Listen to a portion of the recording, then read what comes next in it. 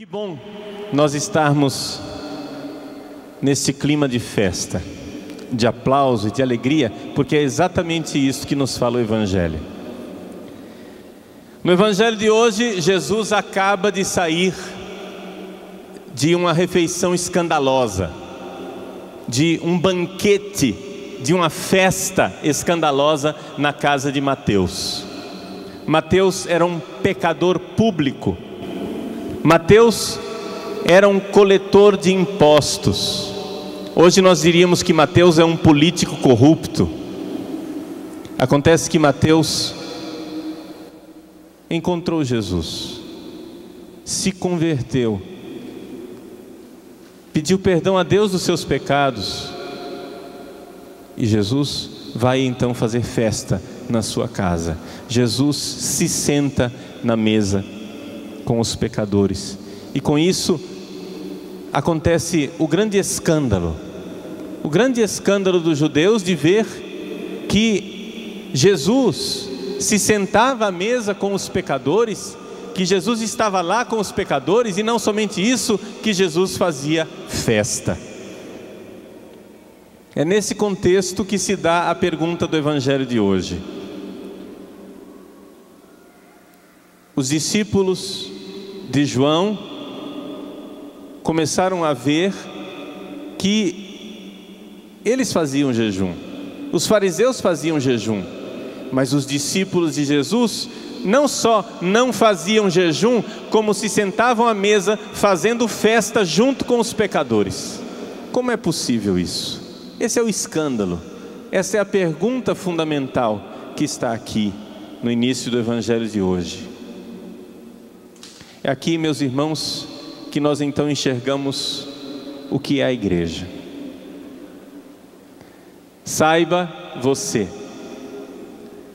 se você se converteu há pouco tempo, se você agora está dando seus primeiros passos dentro da Igreja Católica e está participando de uma comunidade, de uma paróquia, de um grupo de oração, de um movimento eclesial, se você que está começando agora a sua caminhada na igreja, não se iluda. Tem gente que pensa que vai entrar na igreja e dentro da igreja só vai encontrar santinhos. Mas, meu irmão,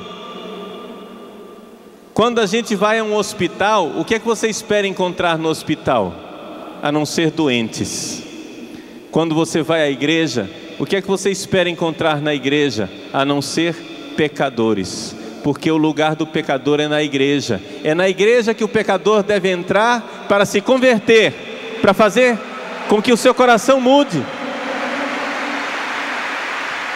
Por isso, se você é pecador, se você é pecadora, saiba que a igreja é seu lugar. A igreja é o lugar onde o pecador bate no peito e pede perdão. A igreja é o lugar, aliás, é o único lugar onde a gente realmente sabe que é pecador. Porque o mundo é pecador, mas não sabe disso. O mundo peca, mas não sabe que peca. Nós, cristãos, temos essa diferença com o mundo.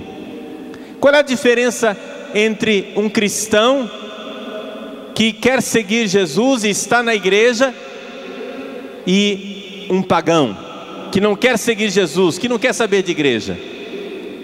Talvez algumas pessoas que ainda não cresceram na fé, que não conhecem direito a vida espiritual, talvez algumas pessoas digam: ah, padre, a diferença é que o cristão é santo e o pagão é um pecador.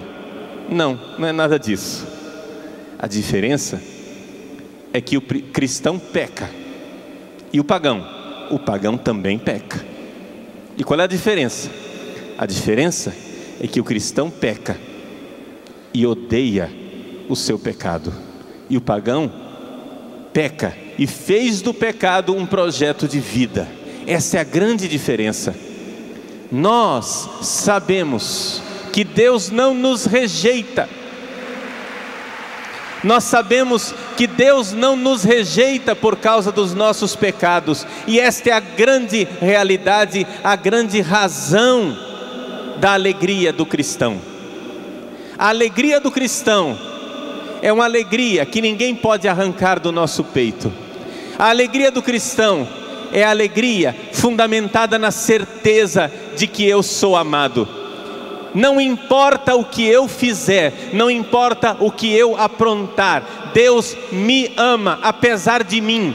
Deus me ama apesar do meu pecado. Deus me ama apesar das minhas misérias. Ele não me abandona, Ele me ama sempre. E daqui brota uma alegria que não tem mancha, uma alegria que não tem ruga, uma alegria que não tem defeito, a alegria que ninguém pode arrancar de nós, a alegria de ser amado, de descobrir que eu não preciso fazer nada para merecer esse amor, porque Ele me ama, Ele derramou o seu sangue por mim na cruz.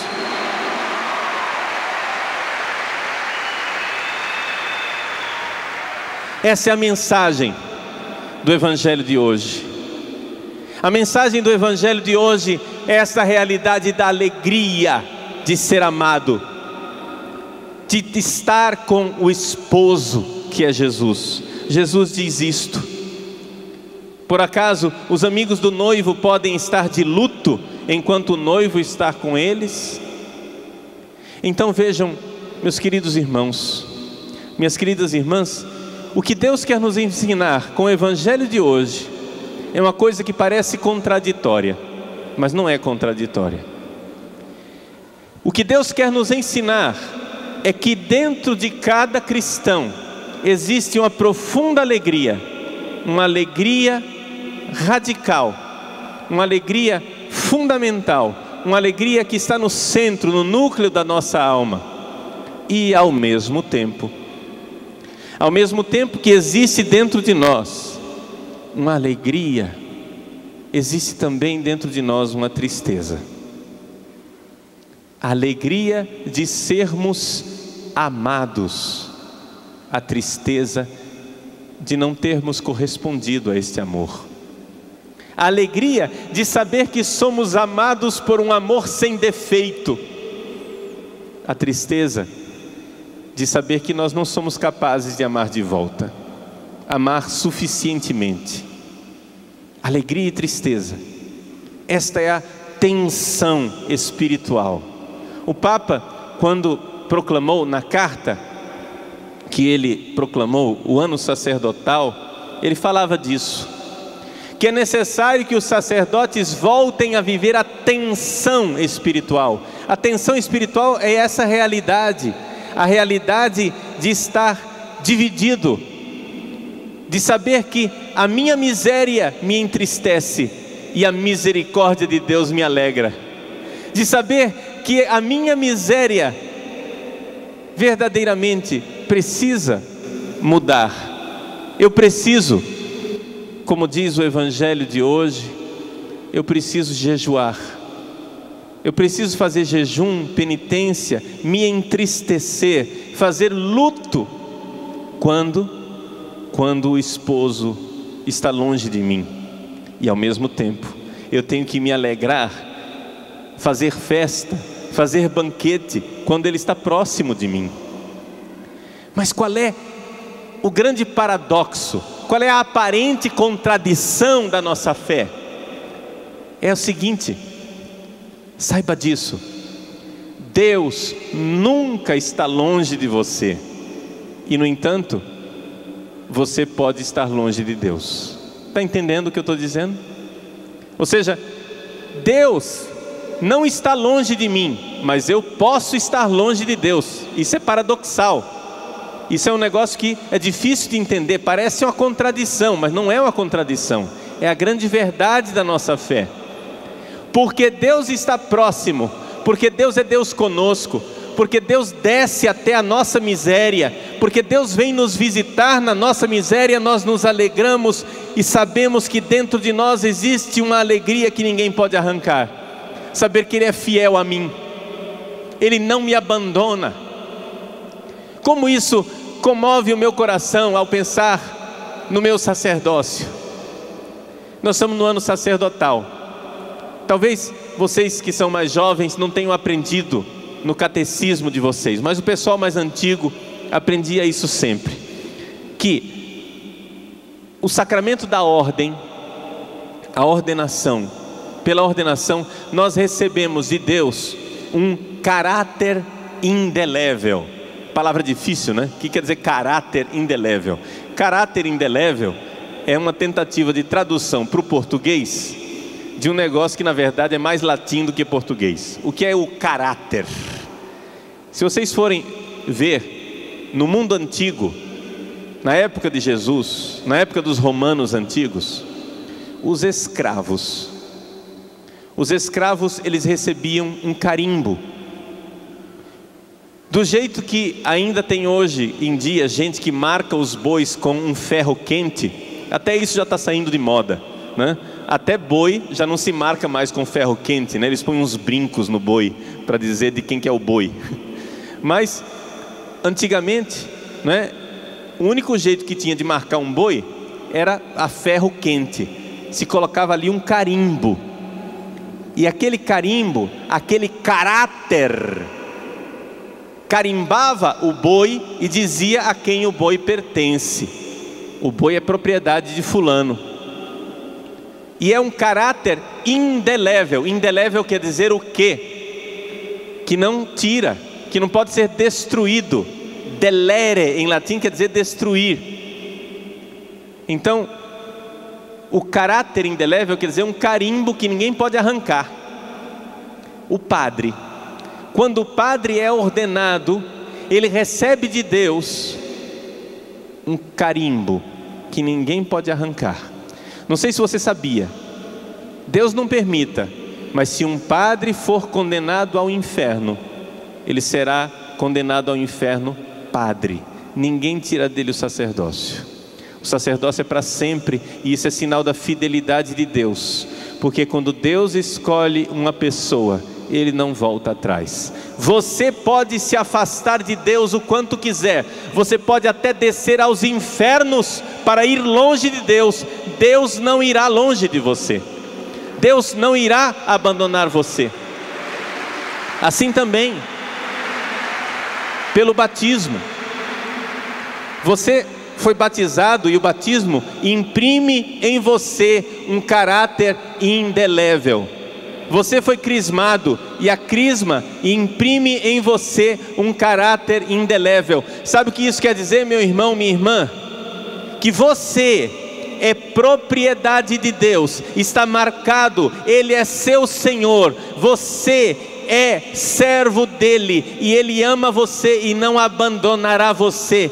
Ele não deixa você, Ele ama você radicalmente, apesar de você, apesar do seu pecado.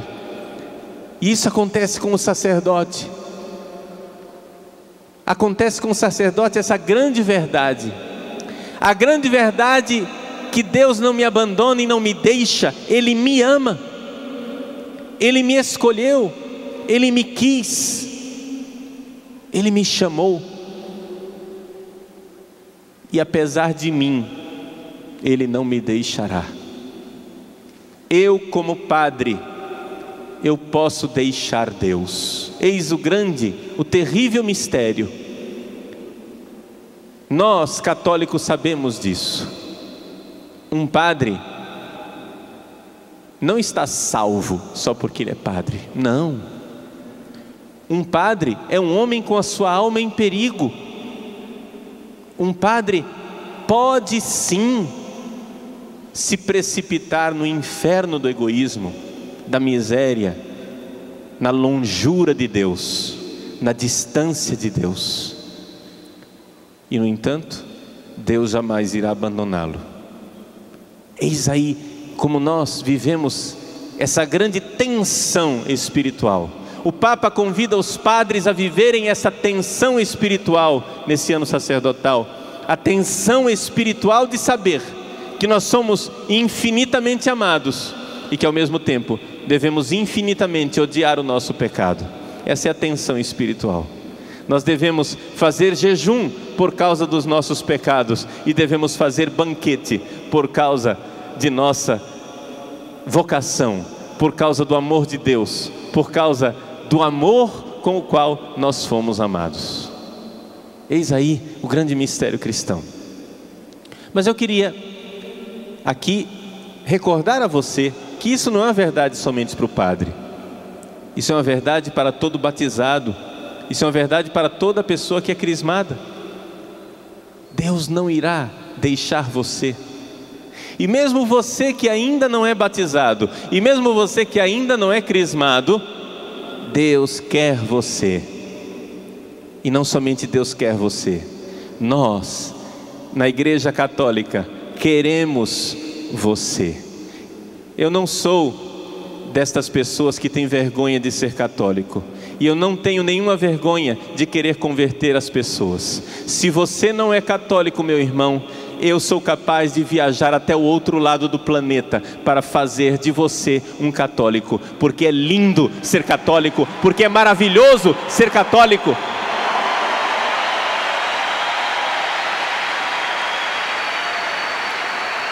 E graças a Deus, através da Canção Nova, eu sou capaz de viajar até o outro lado do planeta sem precisar ir muito longe, porque o satélite nos leva lá, a internet nos leva lá. Gente, Deus nos quer convertidos, Deus nos quer na sua santa igreja, Deus nos quer católicos, Deus nos quer fiéis à sua igreja. Nós não podemos ter vergonha de ser católico.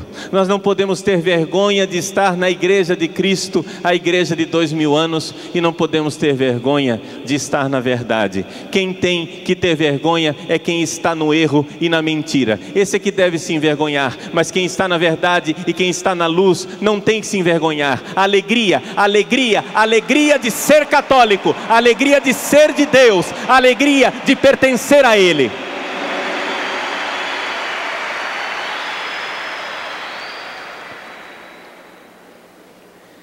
E no entanto, existe a tristeza. O que é a tristeza? A tristeza foi criada por Deus. Você sabia disso? Sim.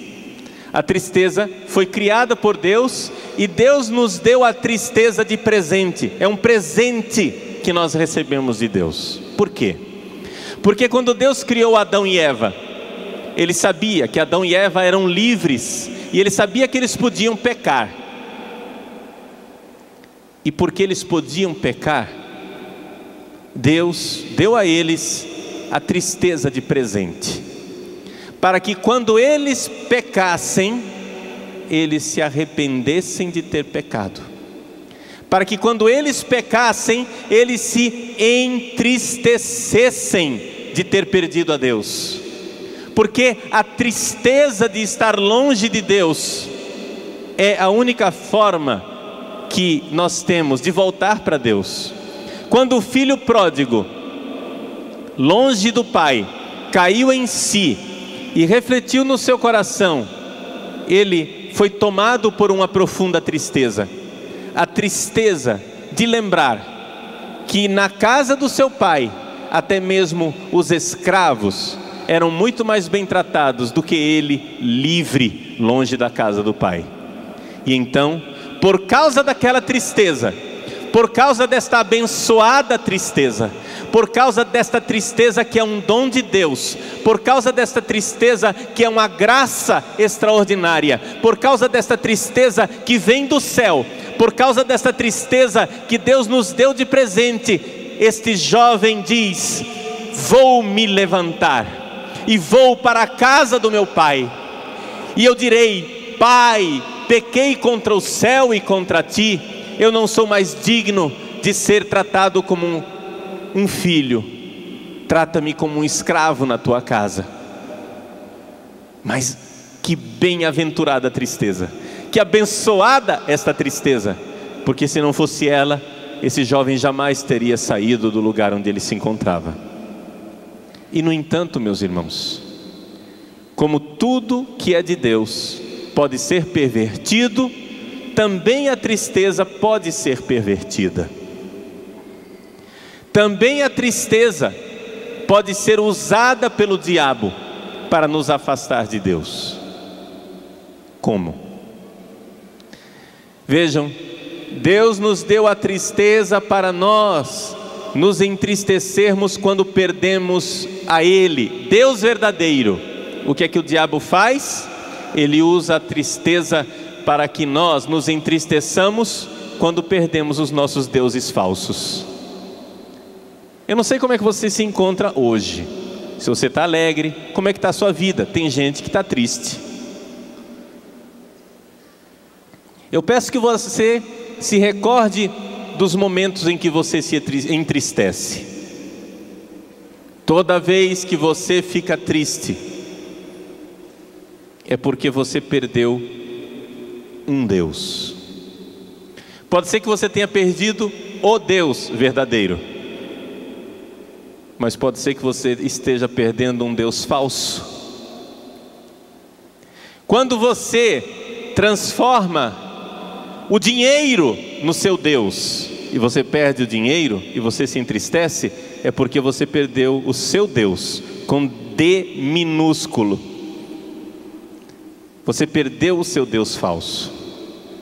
Quando você se entristece, porque você perdeu o seu namorado, a sua namorada, a sua paixão, o seu amor, é porque você perdeu um Deus. Vejam que, por exemplo, nossos relacionamentos amorosos, nós usamos uma linguagem que muitas vezes é parecida com a linguagem que nós usamos para Deus, para a adoração. A gente diz para a namorada, para o namorado: ah, você é a minha vida, você é tudo para mim, você é a razão da minha existência, você é o ar que eu respiro.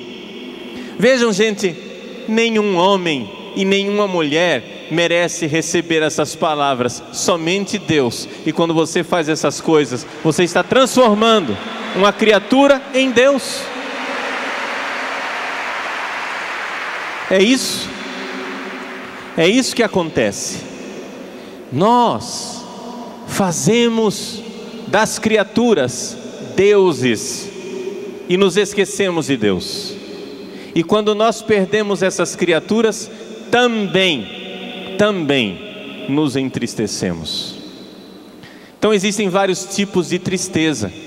Um dos tipos de tristeza é, por exemplo, a depressão. Vejam, o que eu vou dizer aqui não vale para todas as depressões, entende? Existem depressões que são mais de fundo físico, enquanto doença física. Mas existem depressões que são deste tipo que eu vou descrever aqui. E se você, mesmo jovem, mesmo sendo jovem, já vive uma profunda tristeza, considere a possibilidade de que você esteja deprimido, porque não é impossível. Hoje em dia, infelizmente, a depressão ataca pessoas até mesmo na mais tenra idade. Até mesmo crianças se deprimem hoje em dia. Como é que a gente pode entender essa tristeza chamada depressão? A melhor forma que eu tenho para explicar para você o que é a depressão, enquanto tristeza doente, é aquela comparação que está no ditado: macaco velho não põe mão em cumbuca fria. Já ouviu isso? Já ouviu essa expressão? Macaco velho não põe mão em cumbuca fria? Pouca gente sabe o que é que isso quer dizer. Deixa eu explicar para você. O que é uma cumbuca? Uma cumbuca é um pote. Originalmente a cumbuca era feita da cabaça, não é? A cabaça é um fruto que dá para usar depois como um pote. Você corta no meio, ele é vazia por dentro e dá para usar como um pote. Muito bem. Se você faz um buraco numa cabaça que dê para passar a mão de um macaco, você amarra aquela cabaça, amarra a cumbuca e deixa lá, e põe uma banana dentro da cumbuca. O macaco, que não está sabendo de nada, aparece lá olha dentro da cumbuca e vê uma banana. Diz: ah, é isso que eu quero. E ele vai então, enfia a mão dentro da cumbuca, segura a banana e tenta tirar a mão. Quando ele tenta tirar a mão, ele não consegue, porque a mão dele ficou maior. E a banana também é grande, então não dá para sair pelo buraco da cumbuca. O buraco é pequeno, a mão é grande. O que é que bastaria para o macaco deixar, ficar livre? O que é que bastaria? Bastaria ele abrir a mão, largar a banana, e ele seria um macaco livre, não é verdade? Basta isso. Mas não, o macaco não tem inteligência. E porque não tem inteligência, ele fica segurando aquela banana dentro da cumbuca, fica ali até que chegam os caçadores e levam o macaco embora. Jogam a rede em cima dele e levam o macaco embora. Veja que burrice, que tolice ficar amarrado ali pelo simples fato de que não quer largar a banana. Como é que acontece a depressão nessa tristeza doentia? Ela acontece através de um ganho. Em psicologia, eles usam essa expressão, um ganho. Em toda depressão existe um ganho. Qual é o ganho? Chama-se banana, no caso da nossa comparação. A banana é um ganho. É a banana que o macaco está ali agarrado e não larga. A pessoa fica lá alimentando aquela tristeza. A tristeza, o que é que é? É a armadilha. Mas por quê? Porque tem um ganho. O ganho o que é que é? É a banana. Deixa eu dar um exemplo bem claro para vocês. Uma vez eu atendi uma pessoa, um senhor já de uma certa idade. Ele estava deprimido. Deprimido porque a empresa dele já tinha entrado em falência, tinham passado a perna nele, já era a segunda ou terceira vez que ele tinha falido. Aí o que é que aconteceu? Aconteceu que por causa daquela falência, por causa daquela dificuldade, porque tudo veio abaixo, ele se deprimiu. E lá estava ele, fechado dentro do quarto, janela trancada, cortina puxada, já há meses. Há meses ele não acendia a luz, há meses ele não queria tomar banho, há meses ele não cortava as unhas, há meses não cortava o cabelo, só comia alguma coisinha e ficava ali se remoendo dentro daquele quarto. A mulher dele ficou muito preocupada com essa situação. Depois de meses desse homem ali remoendo aquela tristeza, ela me chamou. Eu fui lá falar com ele. E então, ali no quarto, no escuro mesmo, eu falei com ele. Eu disse: fulano, por que é que você está assim? Pronto. Com essa pergunta já veio toda a ladainha do que aconteceu com ele. E eu ouvi durante mais de meia hora a conversa do que é que aconteceu, como passaram a perna nele, como é que foram injustos com ele, como é que ele faliu, como é que a empresa dele foi a breca, por que é que não deu certo, por que é que as coisas deram no que deram, etc. E ele todo chateado com a situação. Depois que tudo isso aconteceu, ele descreveu tudo isso, eu cheguei e disse: escuta, você já está com quase 60 anos. Quantas vezes na sua vida você já ouviu falar de pessoas que faliram? Muitas vezes. E você nunca se deprimiu. Quantas e quantas vezes você já ouviu falar de pessoas que se arruinaram financeiramente e você nunca se deprimiu? Agora que é com você, você se deprime. Sabe por quê? Porque você acha que você é especial. Porque você acha que você é diferente de todo mundo. Porque você acha que com os outros pode acontecer, mas com você não. Você, o grande você, eu, especial, maravilhoso, lindo, fofo, cheiroso, comigo isso não acontece. Pode acontecer com todo mundo. Pode acontecer com a plebe, mas eu que sou da elite da humanidade, eu que sou a nata, eu que sou de escola, comigo não acontece, comigo não pode acontecer. Eu disse para ele: meu irmão, diminui de tamanho, diminua de tamanho, veja que você não é isso tudo, que você não é tão especial assim. Diminui de tamanho e você vai sair dessa depressão. Diminui de tamanho, veja que você é um ser humano igual aos outros, que como o resto da humanidade sofre. Porque se o nosso Deus e Senhor, se o nosso Redentor sofreu na cruz, quem é você para não sofrer? Se o nosso Deus e Senhor chegou ao fracasso e à falência total na cruz, quem é você para não fracassar? Se o nosso Deus e Senhor chegou ao inferno, ao ponto mais baixo espiritual e físico,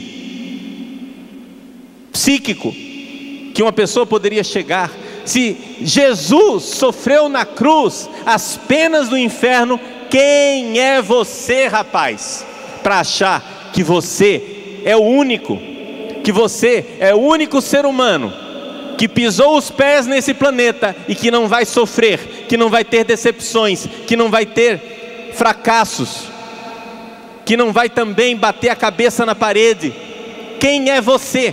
Diminua de tamanho, seja homem, volte a ser homem, pare de brincar de Deus, volte a ser homem, ponha os pés no chão e saia desse quarto, vá tomar banho, corte esse cabelo, corte as suas unhas, toma vergonha na cara e vai ser gente, gente como todo mundo é gente.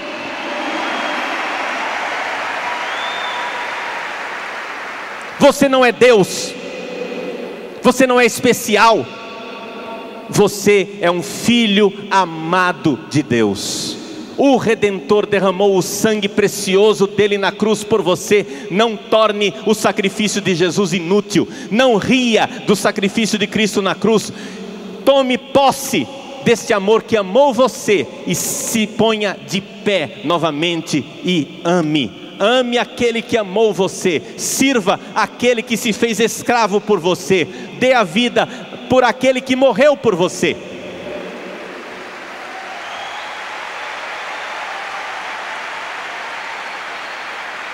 Você está entendendo, meu irmão? Você está entendendo o que é a depressão? Você que é jovem e que já está nessa situação tão cedo, já está nessa tristeza tão cedo, por quê? Porque você não larga a banana. Você enfiou a mão dentro da cumbuca e não quer largar a banana.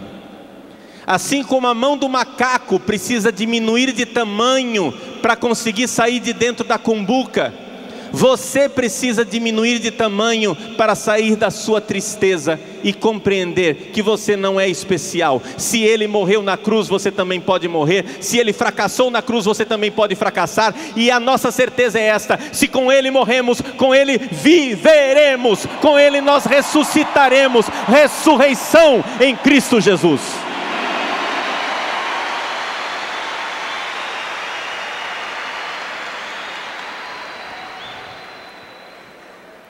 E é por isso que Jesus no Evangelho de hoje nos diz: quando o esposo for tirado, eles jejuarão, eles farão luto, eles ficarão tristes. É isto. Quando nós perdemos Deus, nós entristecemos.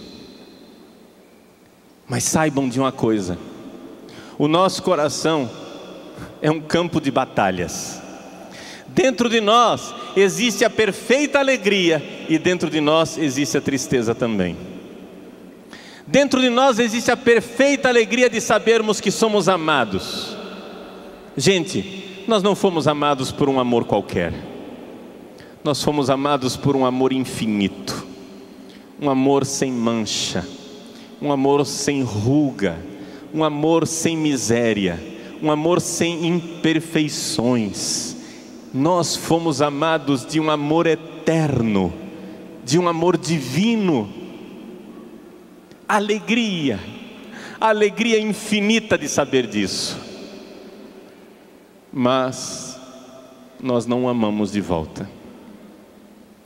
São Francisco passava muitas vezes dias a fio, chorando e repetindo uma frase: o amor não é amado. O amor não é amado. O amor não é amado. Essa é a nossa tristeza. Deus nos deu a tristeza de presente para nós nos entristecermos por termos nos afastado de Deus, porque estamos distantes de Deus. Deus nos deu a alegria de presente, a alegria que não perece, a alegria que é um sol que não tem ocaso, um sol que não se põe nunca, a alegria de saber que fomos amados. Eu posso ir para longe dele, mas ele não ficará longe de mim. Ele está comigo sempre. É assim que São Paulo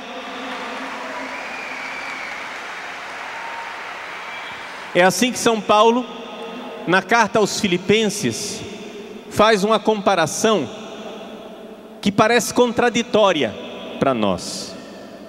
Ele diz assim: eu preciso correr. A comparação que São Paulo usa é a comparação de uma corrida. Eu preciso correr. Por quê? Para alcançar a Cristo, já que eu já fui alcançado por Ele. Olha que beleza, gente. Cristo já nos alcançou. Agora nós precisamos correr para alcançá-lo. É contraditório, eu sei, mas é exatamente isso que nós vivemos. E você já está entendendo que é isso que a gente vive. Você já está entendendo que Ele nos alcançou. Você veio nesse PHN. Sabe por que você veio aqui? Pode ser até que você veio sem saber por que veio. Você veio porque os seus colegas vieram. Você veio porque o pessoal da sua galera, da sua turma veio. Você veio porque a sua tribo veio. Você veio para azarar. Você veio atrás de uma menininha bonitinha. Você veio para pescar.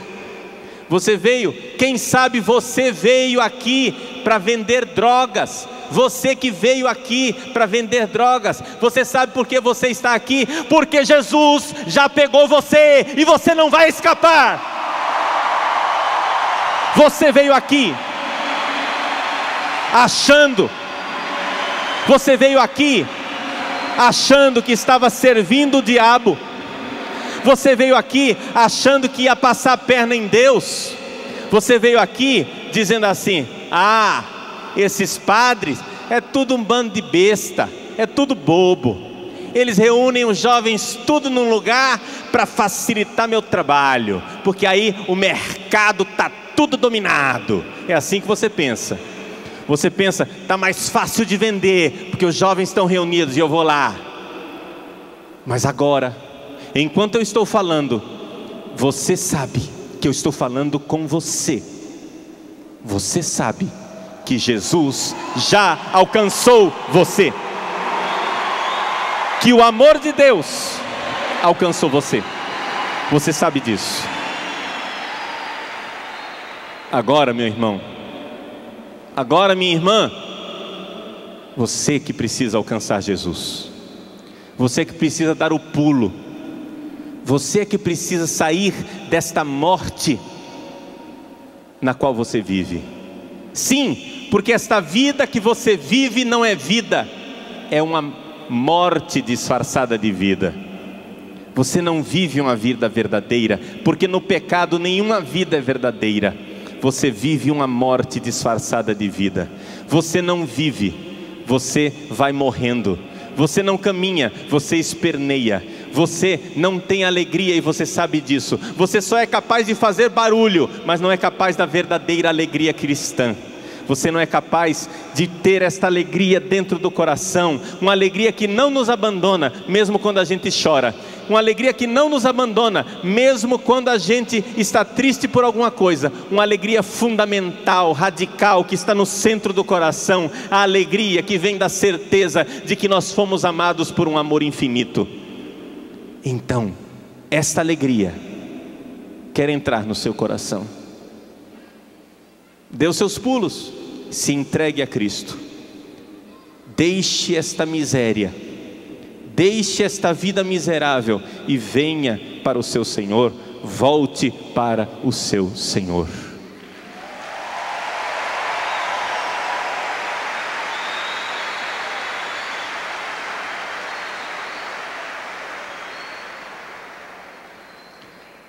Se você por acaso está triste e não consegue sair da tristeza, está deprimido, você já sabe o que você precisa fazer. Você tem que largar a banana. Deixa de ser macaco burro. Seja um filho de Deus inteligente e largue a banana. Qual é a banana? É essa ideia besta, essa ideia ridícula de que você é melhor do que os outros e de que com você nada disso poderia acontecer. Tem gente que fica deprimido. Por quê? Eu fiquei deprimido porque minha mãe morreu, meu pai morreu, meu amigo morreu, minha mulher morreu, meu marido morreu. Eu fico deprimido. Veja, uma coisa é ficar triste e chorar porque uma pessoa morreu. Isso daí todo mundo tem direito. Por quê? Porque Jesus também chorou diante do túmulo de Lázaro. Outra coisa é você transformar essa sua tristeza num projeto de vida. É você pegar essa sua tristeza e transformá-la num desespero.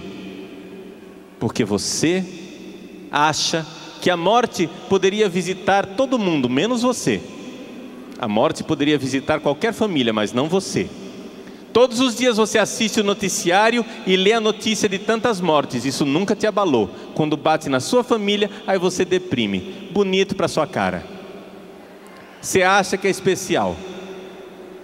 Você acha que com você não vai acontecer. Pois saiba, meu irmão, não interessa que idade você tem. Se você é jovem, se você é velho, você está nesse mundo de passagem. Nós fomos amados com um amor infinito que quer preparar um lugar para nós no céu. Dê o seu pulo. Larga essa banana e dá o pulo para Deus. Alcança Jesus, vai para Ele. Porque enquanto você viver essa vida ambígua, em que você já é de Jesus, mas você ainda não é de Jesus, você vai ser um remendo novo num pano velho. Você vai ser vinho novo em odres velhos. Vai arrebentar, vai rasgar, não vai dar certo, porque um reino dividido contra si será destruído. Quantas e quantas pessoas vivem nessa luta interior, nessa luta psíquica? Deixa eu dar um conselho para você, você que vive em luta psíquica.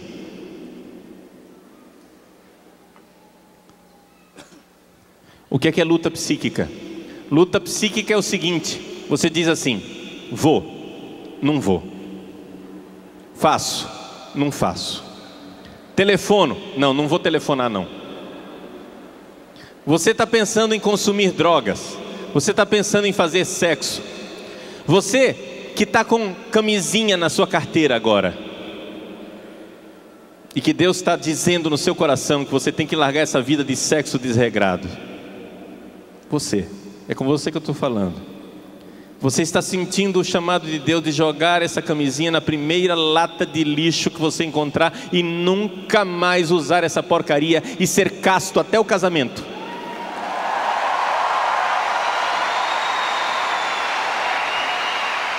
Você que está sentindo esse chamado, você está em luta psíquica. Você está em luta psíquica. Deixa eu dizer para você, saia dessa briga de você com você mesmo.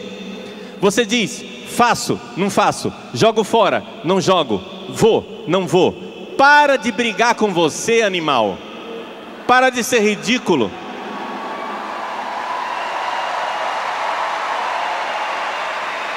Deixa eu te dar um conselho. Você sabe com quem que você tem que brigar? Você sabe com quem que você tem que lutar? Deixa eu dizer, você vai achar estranho, mas eu vou dizer. Você tem que lutar com Deus. Você tem que ir lá na oração, dizer, Senhor, eu não quero largar essa porcaria, mas o Senhor me pede. Por que é que você me pede isso?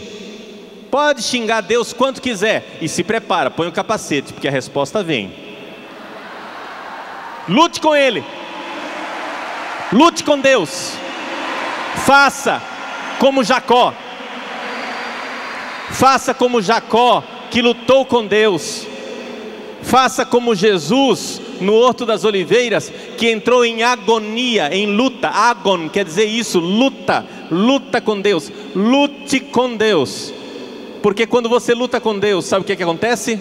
Acontece a coisa mais maravilhosa que poderia acontecer com uma pessoa. Quando você luta com Deus, você é derrotado por Ele. E isso é o que poderia acontecer de mais maravilhoso. Porque Deus é um Deus de amor. Deus é Deus de amor. E quando a gente luta com Ele e é derrotado, acontece a ressurreição. Quando a gente luta com Ele e é derrotado, acontece a vida nova. Então se você está lutando, pensando em deixar a camisinha, não brigue com você não. Você não merece isso. Briga com você não, rapaz. Vai lá brigar com Deus e se prepare. Agora vejam só um parêntesezinho e eu já encerro a pregação. Um pequeno parêntese, só para lembrar uma coisa. Eu não sei como é, tem gente que é meio retardada da cabeça. E tem gente que diz assim, ah, padre, a igreja é contra a camisinha.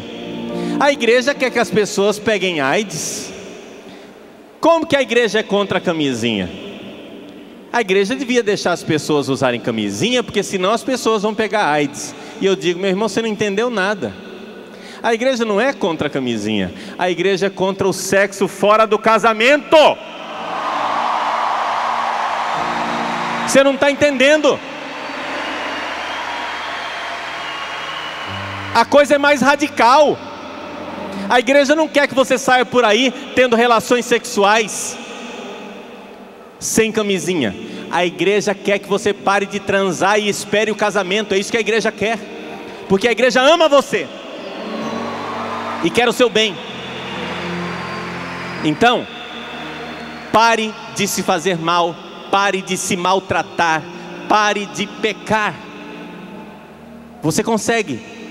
Por hoje, você não faz. Amanhã é outro dia. Por hoje, você não faz.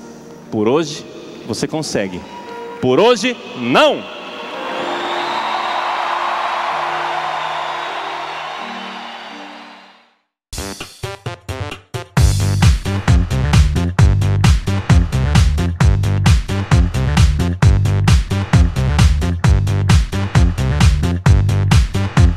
CançãoNovaPlay.com. Assine já!